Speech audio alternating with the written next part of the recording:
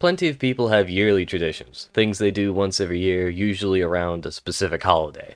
During October and Halloween, a common tradition is to watch classic horror films or play the latest and scariest horror game. However, for me and many other people, our Halloween tradition is to play through a classic GameCube game that still stands the test of time.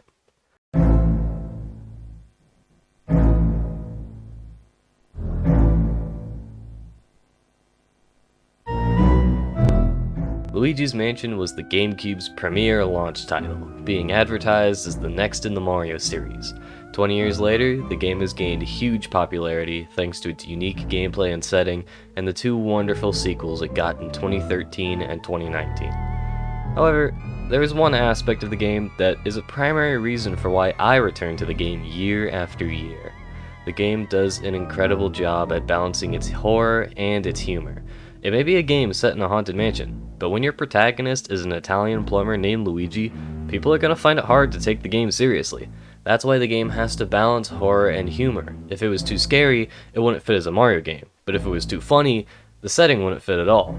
So in this video, I like to highlight how the game walks that fine line between scary and funny.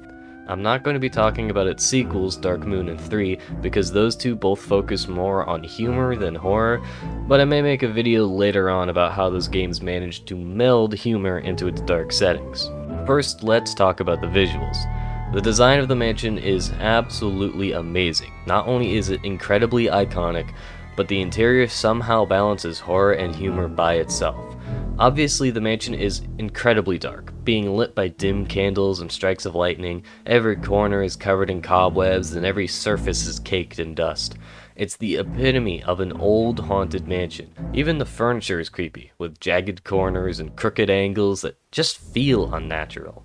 However, any fear of furniture can be lifted by pulling out the Game Boy Horror and inspecting something.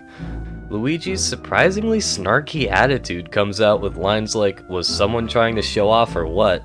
Or, "It's a picture, but I wouldn't call it art." The snarky Luigi was really only included in this game. He's never had this attitude in any game before or after Luigi's Mansion. It really goes to show his attitude towards this whole adventure. Next thing I want to mention is the designs for some of the portrait ghosts, especially the area bosses. Something about Bogmire's design is so unnerving to me that it always gets me excited to hit the end of Area 2, and that's not even mentioning the way he's introduced. The way the tombstone starts to glow after you clear out the ghosts in the graveyard, then having lightning strike that tombstone, followed by the strange purple mass with glowing yellow eyes rising out of the grave, never failed to scare me as a kid. And seeing its shadow stretch forward, making a completely black version of itself in front of Luigi, really set the tone for the rest of the mansion. And the music for Bogmire's fight is so good too. Honestly, I could talk about Bogmire all day, but now I'll talk about the other area boss that I could complain about all day. Boolossus is the boss for Area 3, and, I'm not a fan of this fight. It's a great concept. The idea of having to fight 15 boos as one giant boo is great. But the fight itself is so frustrating that I'm never excited about finishing Area 3. Boolossus is the only portrait ghost that I have never gotten a gold frame on. I've even gotten every platinum frame in the 3DS version of the game, but I've only been able to get a silver frame on Boolossus.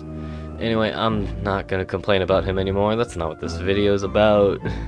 With Boolossus, his introduction is fantastically scary. Seeing 15 boos circling around a single point in the balcony before circling Luigi and teleporting him to the boss arena is terrifying in its own right. Just imagine if you were in that scenario.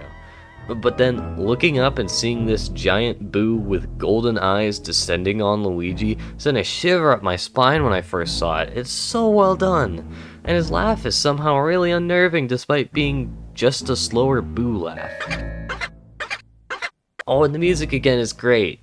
Hold on. I gotta hold off on talking about the audio for now. We'll get to that later, I promise.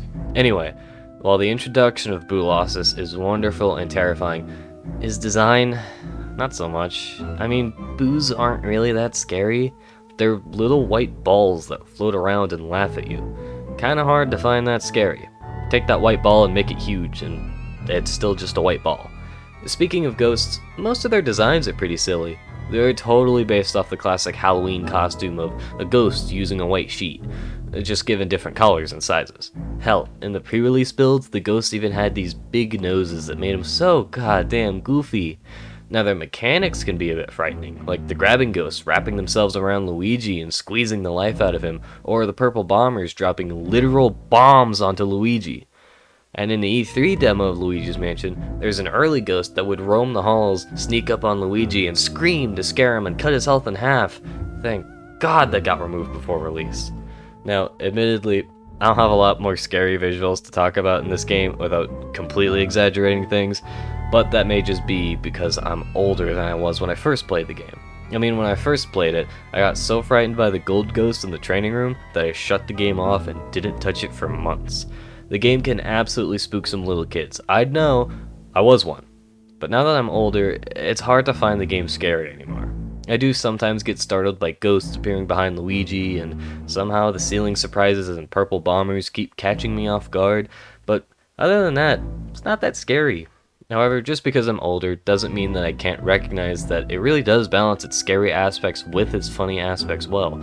A lot of what makes the game scary at all is the atmosphere. It's handled so well and meshes with the cartoony ghost designs, so it feels very natural. Now, I'm not done talking about this game's atmosphere, because a huge part of said atmosphere comes from the sound design. Nice segue, me. I don't have many scary things to talk about with the visuals, but boy howdy do I have plenty of scary stuff to talk about with the audio, so let's start with the music.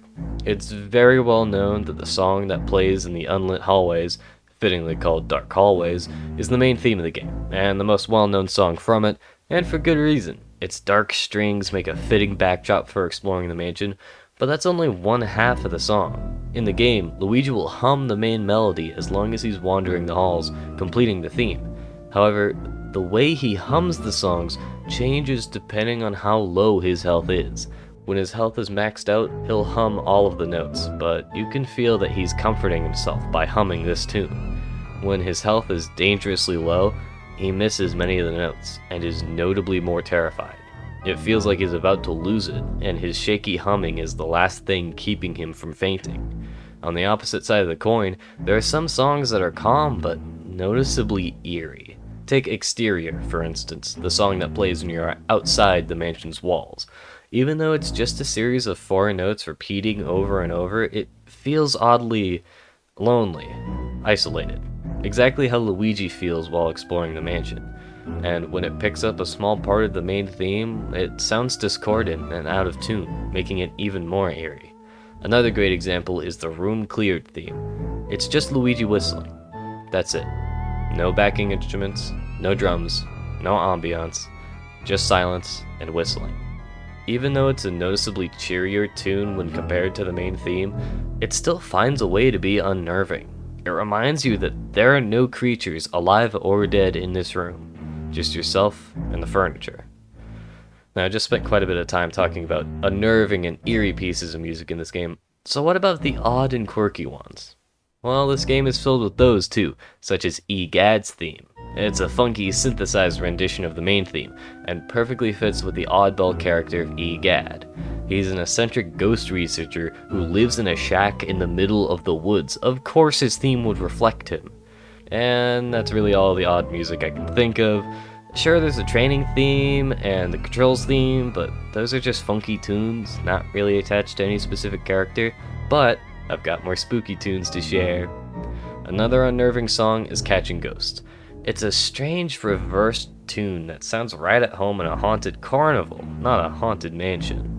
I've always found the song odd. It feels like this shouldn't be the theme for Catching a Ghost, and yet it fits perfectly.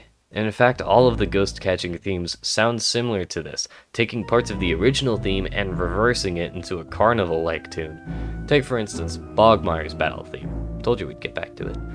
It's a dark, frantic melody filled with drums that sound right at home in some demonic ritual. It really fits Bogmire as a spirit, as the game states that he's the manifestation of the mansion's fear and despair. And then there's Bulas's battle theme. Aside from the fact that I hear the song in my nightmares, this is a chaotic, panic-inducing song. My heart rate always spikes when I hear the song. though it's most likely thanks to PTSD from the boss battle. To end off this portion of the video, I'll mention a few things that I find funny. Some of the ghosts make weird little noises, like the bowling ball ghosts missing their bowling ball, or garbage can ghosts just existing. A lot of the ghosts make funny noises actually. Blue twirlers trying to scare Luigi make a funny noise, grabbing ghosts make funky noises when gliding around, and some of the portrait ghosts make funny noises too. So, I know what you're wondering. Spectre, all you did was give us a list of a bunch of scary and funny things in Luigi's Mansion. You didn't tell us how the game balances horror and humor like you said, and those things aren't even balanced in its visuals and audio. You gave us mostly funny visual things and scary audio things. What gives?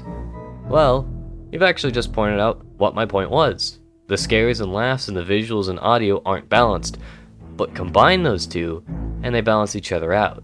The mansion's dark hallways are visually creepy, the music accompanying them makes them creepier, but they're filled with funky looking ghosts and their odd noises. The lit up rooms may be filled with lonely whistling, and the courtyard may be accompanied by an eerie melody, but the one exploring those rooms is an Italian plumber. Boolossus may have a frantic battle theme, but it's the theme of a giant white ball made of 15 smaller white balls. The combination of these visuals and sounds is what allows Luigi's Mansion to have this balanced mix of scary things and funny things. I've been Spectre. I hope you've enjoyed this video. Happy Halloween, and good night.